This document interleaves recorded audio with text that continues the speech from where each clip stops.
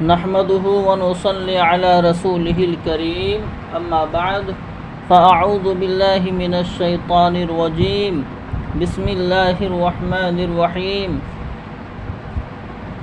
نماز کے لیے قرآن شریف میں عربی کا جو لفظ استعمال کیا گیا ہے صلاۃ ہے، جس کے معنی دعائے شوق یا ہماتن متوجہ ہونا، یعنی ایسی دعا جس میں نمازی اپنے جسم کے اعضاء، ہاتھ، پاؤں، آنکھ، ناک، کان، دل اور زبان سب کچھ بارگاہ الہی کے حضور عاجزی و انکساری کے ساتھ جھکا دیتا ہے۔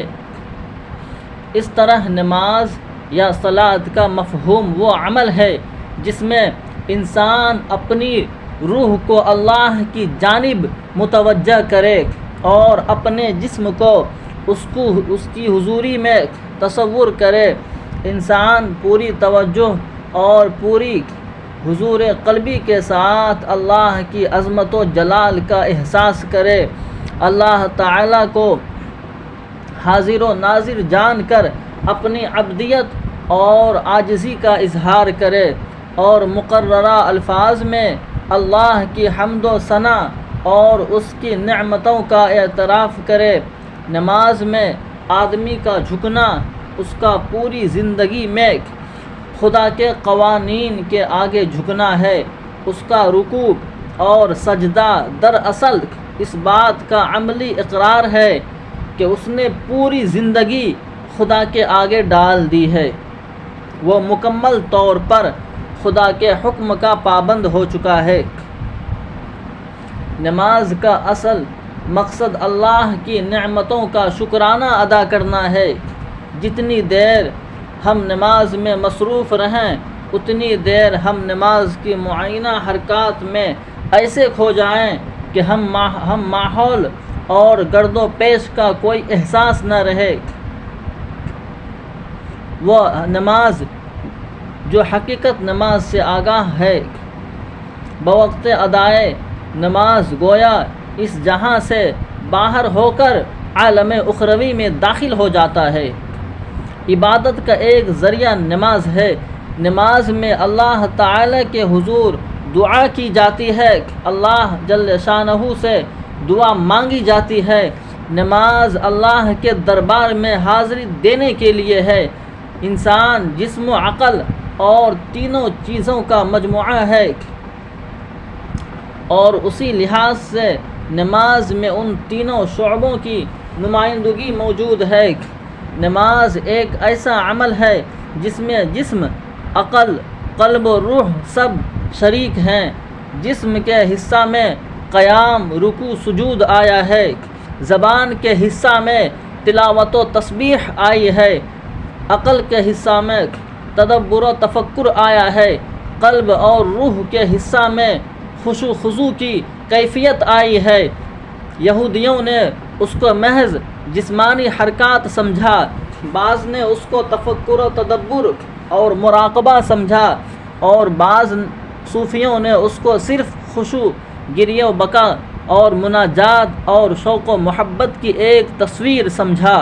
لیکن غور سے دیکھا جائے تو نظر آئے گا کہ یہ تمام طبقے اصل حقیقت سے منحرف اور نماز کے جامع معجزانہ نماز سے ناآشنا تھے۔ ذکر اور دعا کی ایک مخصوص صورت کا نام نماز ہے۔ نماز اس بات کا اظہار ہے کہ آدمی اپنے پورے وجود کے ساتھ خدا کے آگے جھک گیا ہے۔ مومن کی پوری زندگی نماز ہوتی ہے۔ نماز بندگی کی تصویر ہے۔ نماز اپنے رب سے قریب ہونے کی کوشش ہے۔ نماز خدا کا اپنے بندے کی طرف آنا اور بندے کا اپنے رب تک پہنچ جانا ہے۔ بندہ جب نماز میں مشغول ہوتا ہے تو وہ دوسری حالتوں کے مقابلہ میں خدا سے زیادہ قریب ہوتا ہے۔ چنانچہ نماز کے وقت اس کو ایک خاص طرح کی قربت کا احساس ہوتا رہتا ہے۔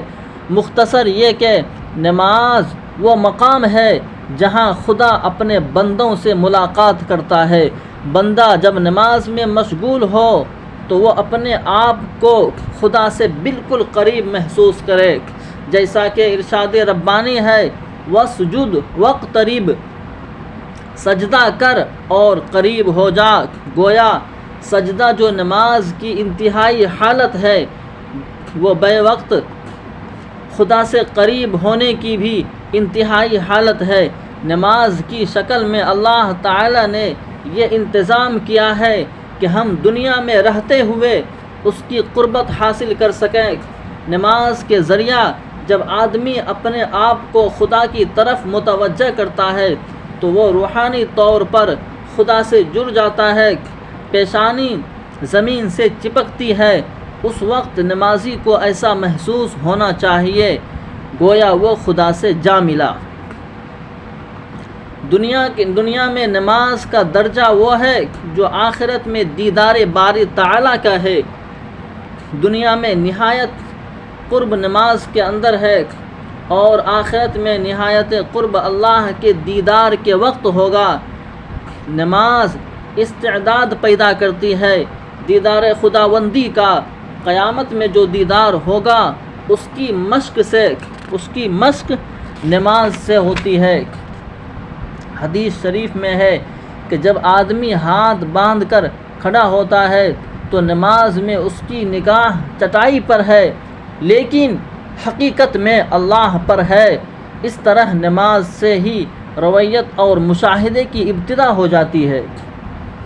اب کوئی مشاہدہ کرتا ہے عقیدے کی آنکھ سے، کوئی مشاہدہ کرتا ہے فراز کی آنکھ سے، اور کوئی مشاہدہ کرتا ہے کشف کی آنکھ سے، اور قیامت کے دن ان